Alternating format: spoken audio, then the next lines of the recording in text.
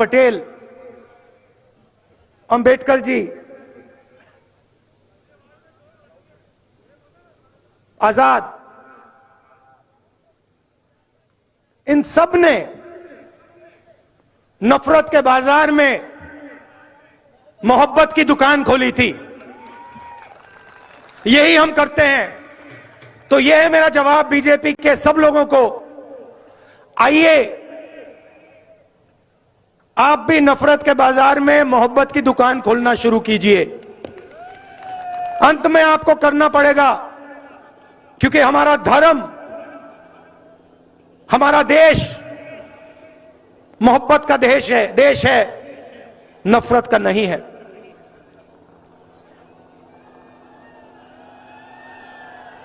चलते हुए बहुत सारा सीखने को मिलता है। कई चीजें अच्छी लगती हैं, कई चीजें इतनी अच्छी नहीं लगती हैं। तो शुरुआत में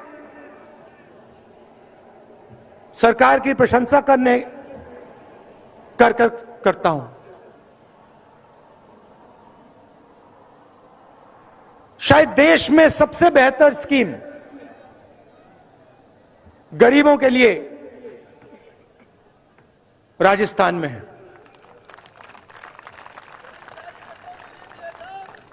देखिए, मैं प्रशंसा कर रहा हूं, मैं फिर बुराई भी करूंगा, सच बोलूंगा मैं। तो चलते हुए महाराष्ट्र में, बाकी स्टेट्स में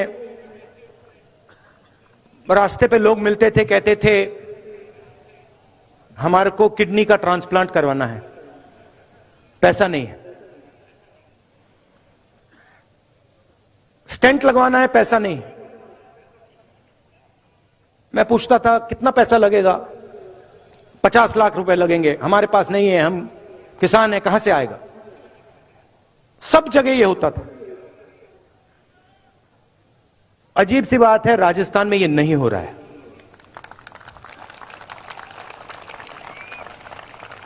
कल पहली बार 2 लोगों से मिला। एक बच्चा इतना बड़ा, उसका कॉक्लियर इंप्लांट हुआ था, और एक व्यक्ति जिसका किडनी ट्रांसप्लांट हुआ था। और दोनों ने मैंने पूछा कितना पैसा लगा? फ्री में हुआ, मुफ्त में हुआ। तो चिरंजीवी स्कीम ने लाखों लोगों के दिल से डर मिटाया है, तो इसकी प्रशंसा करनी पड़ेगी। और ये पूरे देश को स्कीम रास्ता दिखा सकता है। हमारे विपक्ष के नेता जो हैं, बीजेपी के नेता हैं, जहां भी जाते हैं अंग्रेजी के खिलाफ बात करते हैं। स्कूलों में अंग्रेजी नहीं होनी चाहिए, बंगाली होनी चाहिए, हिंदी होनी चाहिए, मगर अंग्रेजी नहीं होनी चाहिए। कभी आप एक काम कीजिए, ये जो नेता कहते हैं कि अंग्रेजी नहीं होनी चाहिए, उनके पास जाइए, उनसे पूछिए भैया आप ये बात तो अच्छी कर रहे हो, मगर आपका बेटा कौन से स्कूल में जाता है? क्या इंग्लिश मीडियम में जाता है? हां या ना? हां। इनके सारे के सारे बच्चे, अमित शाह जी से लेकर इनके सब चीफ मिनिस्टर के बच्चे, सब एमपी के बच्चे, सब एमएलए के बच्चे, सारे के सारे इंग्लिश मीडियम स्कूल में जाते हैं और भाषण देते हैं कि भैया अंग्रेजी किसी को बोलनी नहीं चाहिए। ये नहीं चाहते हैं कि हिंदुस्तान का गरीब किसान का बेटा, मजदूर का बेटा अंग्रेजी सीखे। इसका कारण है क्योंकि वो चाहते हैं कि आप बड़े सपने ना देखो, आप खेत में से ना निकलो, आप मजदूरी से बाहर ना निकलो। इसीलिए ये आपसे कहते हैं अंग्रेजी मत पढ़ो। मैं ये नहीं कह रहा हूं कि हिंदी नहीं पढ़नी चाहिए, जरूर पढ़नी चाहिए। तमिल पढ़नी चाहिए, हिंदी पढ़नी चाहिए, मराठी पढ़नी चाहिए, सब हिंदुस्तान की सब भाषाएं पढ़नी चाहिए।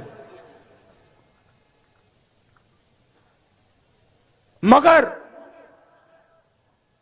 अगर आप बाकी दुनिया से बात करना चाहते हो, चाहे वो अमेरिका के लोग हों, जापान के लोग हों, इंग्लैंड के लोग हों, तो वहां हिंदी काम नहीं आएगी, वहां अंग्रेजी ही काम आएगी।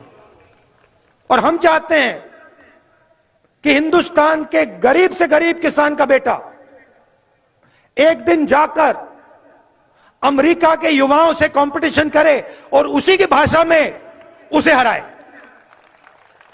यह हमारा दृष्टिकोण है। इसीलिए यहां पे मुझे बहुत खुशी हुई है कि 1700 इंग्लिश मीडियम स्कूल शुरू किए गए हैं और 10,000 अंग्रेजी के टीचर रिक्रूट हुए हैं। अशोक गहलोत जी, ये कम है, ये कम है। राजस्थान के हर बच्चे को इंग्लिश की अपॉर्चुनिटी मिलनी चाहिए। हर बच्चे को लगना चाहिए कि मैं हिंदी सीख सकता हूं, मैं अपनी मातृभाषा सीख सकता हूं, मगर मैं पूरी दुनिया के साथ कम्युनिकेट कर सकता हूं, मैं पूरी दुनिया के साथ बातचीत कर सकता हूं। अगर मुझे जरूरत पड़ी तो अमेरिका में जाके मैं हिंदुस्तान का झंडा लहराऊंगा। तो यह भी आपने काम बड़ा अच्छा किया है। तीसरा काम जो मुझे बहुत अच्छा लगा, आपने महिलाओं को सैनिटरी नैपकिन देने का काम किया और जो उनको पहले कष्ट होता था आपने उसको मिटाया। यहां जो पुरुष हैं इनको ये छोटी सी बात लगती है, मगर इस बात को महिलाएं समझेंगी ये छोटी सी बात नहीं है, ये बहुत बड़ी बात है। तो इसके लिए भी मैं आपको धन्यवाद करता हूं। मनरेगा स्कीम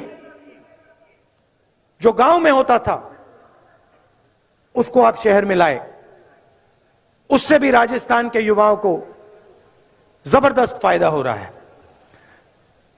बाकी स्टेट्स में जब यात्रा निकलती थी ओल्ड पेंशन स्कीम के नारे चलते थे, यहां पे यह नारा नहीं सुनाई देता। आपने यहां ओल्ड पेंशन स्कीम लागू कर दी, तो आपने विकास का काम बहुत अच्छा किया है। मगर यात्रा में एक और चीज देखने को मिली। पहले प्रशंसा की थी, अब थोड़ी कड़ी बात बोलता हूं। यात्रा में एक रस्सी है,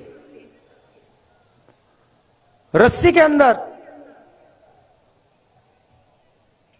सारे के सारे सीनियर नेता हैं,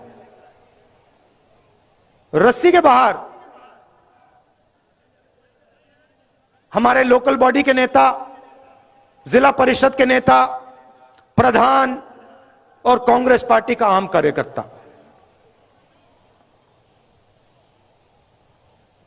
इस रस्सी को तोड़ना पड़ेगा।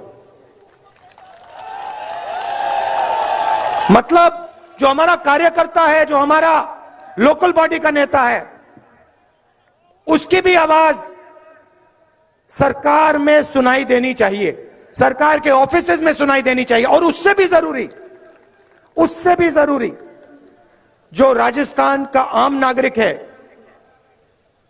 उसकी भी आवाज राजस्थान के हर ऑफिस के अंदर सुनाई देनी चाहिए।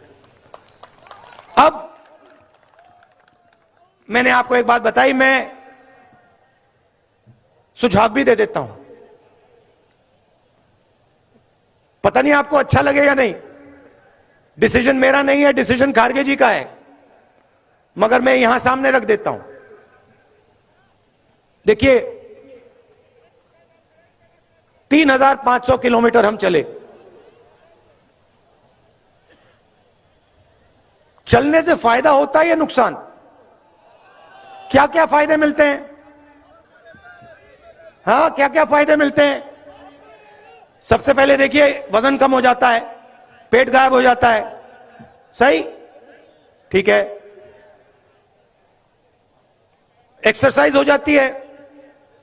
ये जो 3 सबसे बड़ी बीमारी हैं, कोलेस्ट्रॉल, शुगर,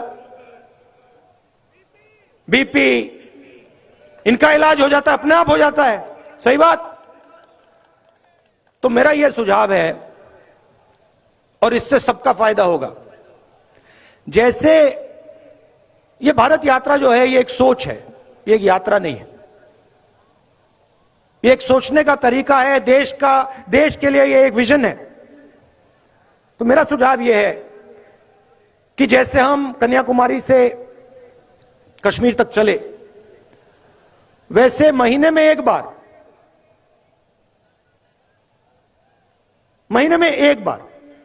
पहले मैंने सोचा हर 15 दिन, मगर अब मैं कह रहा हूं महीने में एक बार कर लो। राजस्थान की पूरी कैबिनेट राजस्थान के सड़कों पे चले। आपने दिखा दिया है कि आप 25 किलोमीटर चल सकते हो। 25 किलोमीटर चला है सबने। मैं कह रहा हूं 25 मत चलिए, 15 चलिए। हर महीने एक दिन चुन लीजिए। आपके 30 मंत्री हैं, 33 डिस्ट्रिक्ट हैं, एक मंत्री को एक डिस्ट्रिक्ट दीजिए, 15 किलोमीटर चलाइए, जनता के बीच में डालिए, सारे के सारे। ये देखो, मजा आया ना? इसमें होता क्या है मैं आपको बताऊं। इसमें होता क्या है, आदमी छुप नहीं सकता। अब देखिए, मेरे पास लोग आए कहते हैं, राहुल जी हमारे गांव में पानी में फ्लोराइड है। अगर पूरी राजस्थान की सरकार महीने में एक बार, मैं हर रोज नहीं कह रहा हूं, महीने में एक बार चल ले, तो जो भी लोगों की कठिनाई होगी वो यात्रा में आकर आपके पास सीधा आ जाएंगे और आप उनकी मदद कर पाओगे। बात वहां नहीं रुकती, आपकी फिटनेस बढ़ जाएगी, शुगर की बीमारी खत्म हो जाएगी, अस्पताल जाने की जरूरत नहीं होगी। तो ये मेरा सुझाव है, खारगे जी के लिए सुझाव है, गहलोत जी के लिए सुझाव है।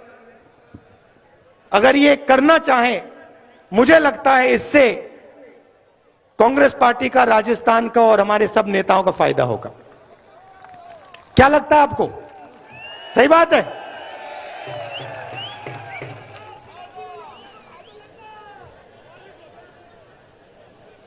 आपने यात्रा में, अभी आपने कहा, जयराम, किसी ने कहा कि तकरीबन 3,000 किलोमीटर चल लिए हैं। मैं आपको बताऊं, मुझे पता भी नहीं लगा। आप देखिए, मेरा चेहरा देखिए, जितनी थकान कन्याकुमारी में थी अभी है, तो मुझे थकान ही नहीं हो रही, मुझे मजा आ रहा है, अच्छा लग रहा है। और थकान क्यों नहीं हुई? कि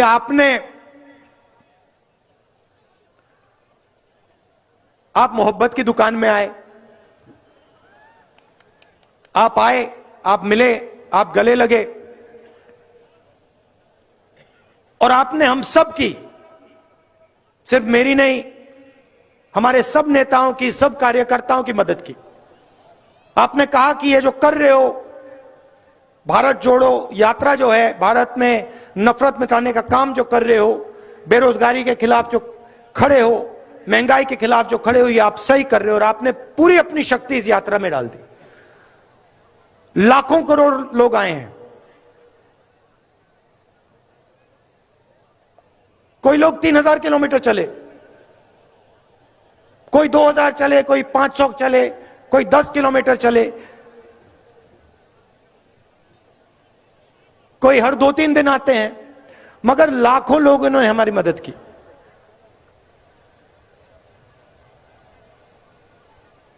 हर रोज 6-7 घंटे हम चलते हैं। आज मेरा भाषण थोड़ा लंबा हो गया, मगर आमतौर से हम 7-8 घंटे आपकी बात सुनते हैं, किसानों की बात, मजदूरों की बात, और फिर 15 मिनट हम आपकी बात रखते हैं। 2 चीजें मैंने इन सड़कों पे सुनी जो मैं अशोक गहलोत जी से कहना चाहता हूं। काफी चीजें मैंने उनको बताई हैं, मगर ये 2 चीजें मुझे भविष्य के लिए महत्वपूर्ण लगी। पहली चीज ये कि जो हमारे आदिवासी भाई बहन हैं, जो ट्राइबल बिल में उनको हक दिया गया है, जमीन का जो हक दिया गया है, उसको राजस्थान की सरकार जल्दी से जल्दी 100% इंप्लीमेंट करके दिखा दे। आदिवासियों के बारे में मैंने कहा, भाषण में कहा कि बीजेपी आपसे कहती है कि आप वनवासी हो। आप वनवासी नहीं हो, आप आदिवासी हो, आप हिंदुस्तान के ओरिजिनल मालिक हो। और इसीलिए यह काम, यह आपका हक है, और यह काम कांग्रेस पार्टी को राजस्थान में, बाकी देश में कर देना चाहिए। बिल बहुत अच्छा है, बहुत लोगों को फायदा मिला, मगर लोग अभी छूट गए हैं और उनकी मदद होनी चाहिए। और दूसरी बात, 21वीं सदी में जिसको हम गिग वर्कर कहते हैं, जो उबर चलाते हैं, ओला चलाते हैं, जोमेटो के लिए काम करते हैं, जो डिलीवरी का काम करते हैं, छोटे छोटे काम करते हैं, उनके बारे में हमें सोचना है। जो सरकार में काम करता है उसे सरकार पेंशन देती है, उसकी रक्षा करती है, मगर जो लाखों लोग, करोड़ों लोग गिग इकोनॉमी में काम करते हैं, उनका कोई सोशल सिक्योरिटी का सिस्टम नहीं है, उनका कोई पेंशन का सिस्टम नहीं है, उनकी रक्षा नहीं होती है। तो इसके बारे में भी सरकार को सोचना चाहिए। मेरा सुझाव है कि उनके लिए सरकार एक तरीका निकाले कि उनकी भी रक्षा हो, उनको पेंशन जैसे सुविधाएं मिले, और जो लोग उनके काम का फायदा उठाएं उनको भी फायदा मिले। एक बार फिर आप सब आए, दिल से मैं आपका धन्यवाद करना चाहता हूं। और जैसे मैंने कहा, आप सब नफरत के बाजार में मोहब्बत की दुकानें खोलिए। धन्यवाद। धन्यवाद सम्मान्य राहुल गांधी जी।